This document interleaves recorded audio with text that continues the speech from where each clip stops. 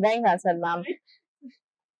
Jigar sir, my question to you would be that as you are the Senate and Syndicate member as well of PMS University, from the administration point of view, has the university faced problems? And if so, were those problems big? There are problems, and every problem has its own unique solution. Problem हर जगह में, हर situation में रहते हैं. हमारे लिए administration के लिए ये एक अपॉर्चुनिटी थी कि जो भी मेंटेनेंस के काम थे वो हम इस समय में ले सकते थे. इशू ये हुआ कि वो काम करने के लिए लोग उतने नहीं मिल पाए, इसलिए वो काम में जितनी हो सके उतनी स्पीड नहीं आई. फिर भी रूटीन में जितना होता उससे अच्छा काम हम कर पाए. और इश्यूज में स्टूडेंट्स के जो भी एक्सपेक्टेशंस हैं एडमिनिस्ट्रेशन के पास, उसको फुलफिल करने का हमारे पास ये एक मौका था. पर मैन पावर की कमी की वजह से उतना प्रॉपरली हम इसको रिस्पॉन्ड नहीं कर पाए हैं. बाकी एडमिनिस्ट्रेशन की दृष्टि से और कोई ऐसे इश्यूज नहीं आए. कुछ सिंडिकेट मीटिंग्स हमारी ऑनलाइन हुई, कुछ ऑफलाइन भी हुई. आज भी हमारी सोशल डिस्टेंसिंग के साथ सेनेट हॉल में सिंडिकेट मीटिंग्स होती है. सेनेट मीटिंग एक करनी थी, वो हम बड़े ऑडिटोरियम में कर पाए विथ प्रॉपर सोशल डिस्टेंसिंग. तो इस प्रकार से एडमिनिस्ट्रेशन को उतने बड़े कोई इश्यूज नहीं आए. इश्यूज अब आएंगे, क्योंकि जब रिस्टार्ट करना है, जब बच्चे आते ही नहीं थे तो एडमिनिस्ट्रेशन को इश्यू क्या थे? सच बताया तो एडमिनिस्ट्रेशन भी वेकेशन में था. जो ये to be honest we have to accept it, क्योंकि ऐसा कोई बड़ा टास्क हमारे पास उस समय नहीं था. टास्क जो है वो अब आएगा जब बच्चे आना शुरू करेंगे. उनका सोशल डिस्टेंसिंग मेंटेन करना, इस इश्यूज के कारण जो भी बाकी के प्रॉब्लम से उसका असर बच्चों पे ना हो वो देखना. तो चैलेंजिंग टाइम एडमिनिस्ट्रेशन का अब शुरू होगा जब कॉलेजेस रिस्टार्ट होंगे. जब पेंडेमिक का टाइम था उसमें सीधी दृष्टि से कोई बड़ा इश्यू नहीं आया था. हमने हमारी जिम्मेदारी समझते हुए जो भी नीडी लोग थे उन लोगों की फूड की व्यवस्था की. NSS, faculty of social work, हमारी कुछ और फैकल्टीज, उन लोगों ने अपनी तरफ से कुछ ना कुछ मास्क वितरण, सैनिटाइजर यहाँ पे फैकल्टी ऑफ साइंस में बनते थे, हेल्थ सेंटर से वो वितरण होता था. ऐसे जो भी सोशल रिस्पॉन्सिबिलिटी के हमारे टास्क थे वो एडमिनिस्ट्रेशन ने अच्छे से संभाले. बट फिर भी मैं ऐसा मानता हूँ कि पिछला 1.5 साल उसमें एडमिनिस्ट्रेशन के लिए, स्पेसिफिकली यूनिवर्सिटी एडमिनिस्ट्रेशन के लिए कोई बड़ी चैलेंज नहीं थी. बड़ी चैलेंज अब आएगी. तो फीस को लेकर एक एक विवाद सामने आया था, wherein several university parties came with memorandums to the head office. Before I reply to this, Anjali ma'am want to add something about the previous question. Boलिए please. I just wanted to add one thing where I really give full marks to the administration is in our computerizing of our examinations, the way we conducted, like last year, even all the admissions were done completely online. And I think that is one place where the syndicate, senate, and I think the whole admin of this thing, I think we need to give them this thing for, the way they helped us all out, especially the teaching fraternity, for how to conduct the exams, their results, there are a lot of glitches. I don't say that it all went absolutely, to the mark. But for having such a huge university with so many students and conducting these kind of, I think that was a remarkable task. And it was a huge learning even for the teachers, as how to set papers, how to, do the evaluations online. I think all that was definitely a help. And of course, our Wi-Fi around in our the facility that is there in our campus. In response of your question related to fees, see, there is very specific mentality of few people who always finds issues in each and every matter. There are two dimensions. There are two roles of a parent, and so many parents are playing both the roles. As a parent, when they have to pay the fees, they want relaxation in the fees. And the same parent is working in a university. He wants that he should be paid complete salary. अब आप बताइए कि ये दोनों कैसे हो पाएगा? यानी मेरा बच्चा अगर यूनिवर्सिटी में पढ़ता है तो मुझे उसके फीस में रिलैक्सेशन चाहिए क्योंकि क्लास नहीं चल रहे हैं. पर क्लास नहीं चल रहे हैं तो भी मुझे सैलरी तो चाहिए क्योंकि मुझे घर चलाना है। और दोनों में वो जेन्युइन है, मैं ये नहीं कहता कि दोनों में पेरेंट्स गलत है, पर कहीं ना कहीं इसमें बीच का रास्ता हमें ढूंढना पड़ेगा। तो यूनिवर्सिटी ने अपनी तरफ से इतनी व्यवस्था की कि मान लीजिए फील्ड ट्रिप की फीस होती है, सिमिलरली लैब की फीस होती है, तो लैब कंडक्ट नहीं हुई है, लाइब्रेरी यूज नहीं हुई है, तो ये सारी फीस हमने निकाल दी है। एट द सेम टाइम जो यूनियन फी होती है, स्टूडेंट यूनियन की, faculty student union, university student union, ना इलेक्शन हुआ है ना यूनिवर्सिटी के कोई फंक्शन हो रहे हैं, वो फीस हमने निकाल दी है।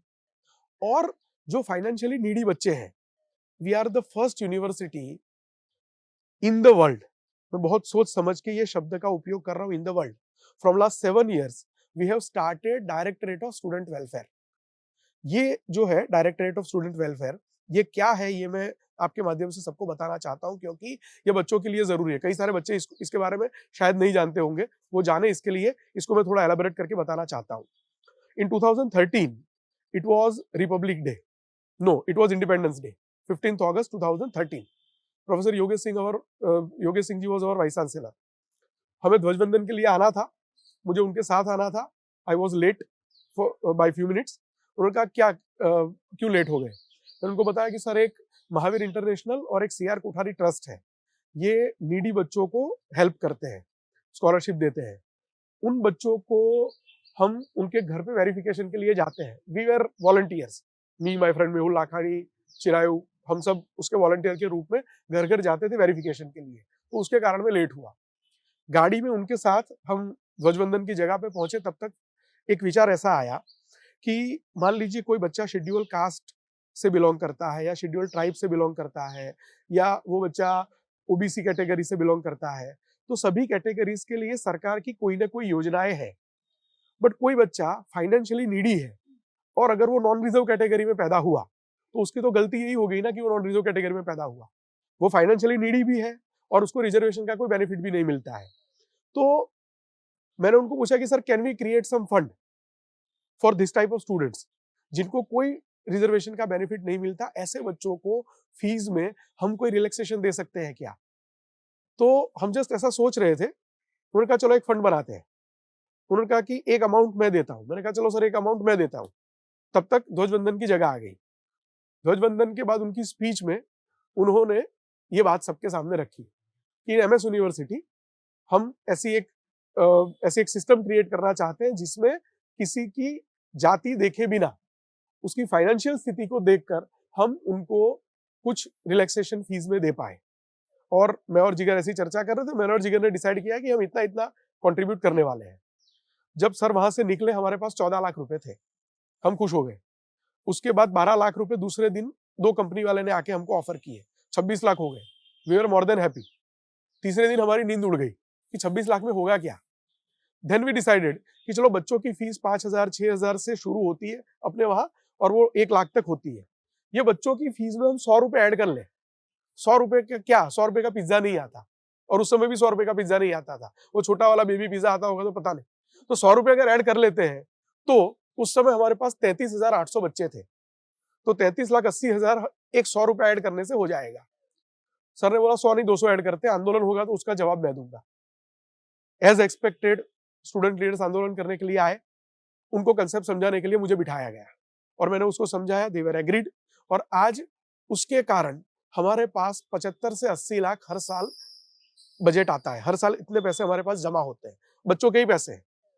वो पैसे से हम जो नीडी बच्चे हैं उनको 50% से लेके 100% तक फीस रिफंड करते हैं। बच्चों को जस्ट अप्लाई करना होता है, उनका वेरिफिकेशन होता है, और वेरिफिकेशन की हमारी अलग अलग पद्धति है जो हर साल चेंज भी होती है। हम बच्चों का मोबाइल हैंडसेट चेक करते हैं। अब मैं ये Z Flip लेके आया, ये 1,15,000 का फोन है। मैंने सेकंड में लिया था 71 का, पर 71 का भी है। अब मैं 71 का फोन लेके आऊं और मैं ऐसा एक्सपेक्ट करूं कि मुझे 3,000 रिफंड दिए जाए, तो 3,000 तो मेरे टेलीफोन के बिल होते हैं। तो हम घर का लाइट बिल चेक करते हैं। लाइट बिल में अगर लाइट बिल आता है 5,000 रुपए और वो 3,000, एक साल का 3,000 एक्सपेक्ट करता है रिफंड, और उसका 5,000 रुपए महीने का या 2 महीने का लाइट बिल होता है, वो कैसे डिजर्व करता है। तो हम उनके कपड़े देखते हैं, उनकी बातचीत से उनको समझने का प्रयास करते हैं। अब कोई चश्मा पहन के बच्चा आता है और बढ़िया वाली 5,000 की फ्रेम पहन के आएगा तो कम से कम पता तो चलेगा ना कि ये 5,000 वाली फ्रेम है। देख के थोड़ा बहुत पता चल जाता है। शूज के अंदर मैं सिंपल शूज पहन के आया, स्केचर्स पहन के आया। अब कोई बच्चा स्कॉलरशिप के लिए आएगा और स्केचर्स पहन के आएगा, स्केचर्स 3000 से नीचे नहीं आता, इतना मुझे पता है। पिछले 3 साल से मैं 3 साल से स्केचर्स पहनता हूँ, इसलिए मुझे पता है। तो इस प्रकार से हम वेरीफाई करके जो नीडी बच्चे हैं उनको आज तक टिल टुडे हम 7 करोड़ से ज्यादा पैसे बच्चों के लौटा चुके हैं।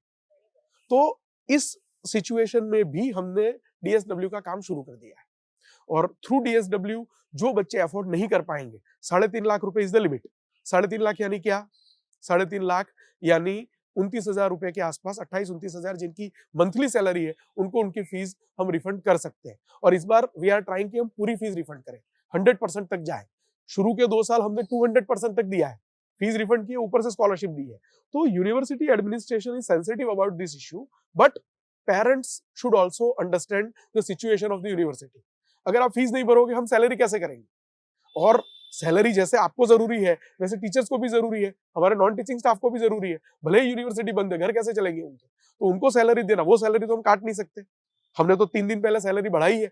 हमारे जो टेम्पररी टीचर्स हैं, वो 20,000 25,000 में काम करते थे, उनकी हमने 22,000 25,000 30,000 इतनी सैलरी की है। अब हम जब उनकी चिंता करते हैं, तो थोड़ा बहुत आपको भी कंट्रीब्यूट करना चाहिए, ऐसा हम मानते हैं। So student should be our ambassador from university to their parents to convince them कि कम से कम इस मामले में। और हमारी फीस है कितनी? हम पारुल में जाते हैं, कितने हजार भरते हैं, कितने लाख भरते हैं। आसपास की प्राइवेट यूनिवर्सिटीज में जाते हैं, वहां की हमारी हाईएस्ट फीस है, वहां की लोएस्ट फीस शुरू होती है। कम से कम ये यूनिवर्सिटी ऐसी है जो आज भी महाराजा सयाजीराव का जो भाव था कि एजुकेशन फॉर ऑल, इस सिद्धांत को आज भी ये यूनिवर्सिटी पकड़े हुए है और नहीं छोड़ेंगे इस सिद्धांत को। जरूरत है तो धीरे धीरे बढ़ोतरी होती है। मैं जब पढ़ता था तब मैंने 2,830 रुपए फीस भरी है इन 96-97। आज वो फीस बढ़ के कहां पहुंची है? 25 साल में वो फीस 6,000 तक नहीं पहुंच पाई है। हमने सेल्फ फाइनेंस डिवीजन शुरू किया, उसका भी कुछ बच्चे विरोध करने के लिए आए थे। तब उनको हमने बताया था कि जो मेरिट वाले बच्चे वो तो वही रहेंगे, ये एडिशनल सीट है। अगर आपको प्राइवेट यूनिवर्सिटी में जाके 50,000 नहीं भरने तो 15,000 यहाँ पे भरो। तो इस पद्धति से यूनिवर्सिटी एडमिनिस्ट्रेशन को भी कुछ निर्णय ऐसे लेने पड़ते हैं, बैलेंस करना पड़ता है। तो फीस वाले मामले में हमने प्रॉपरली बैलेंस किया है and we are first in the state, first in India and first in the world, जिन्होंने विदाउट एनी क्राइटेरिया, सिर्फ व्यक्ति की आर्थिक स्थिति को देखते हुए उसको हेल्प करने का इनिशिएटिव शुरू किया है। और 7 साल उसके हो चुके हैं, 7 करोड़ से ज्यादा हम बच्चों को आज तक। That is commendable, sir, on the part of the university. Now the floor is open for the students to ask their questions. Jigar sir is here, and if any one of you have any questions, we're welcome to that. Ma'am, could you please introduce yourself before you ask the questions? I am Ankit Pujari.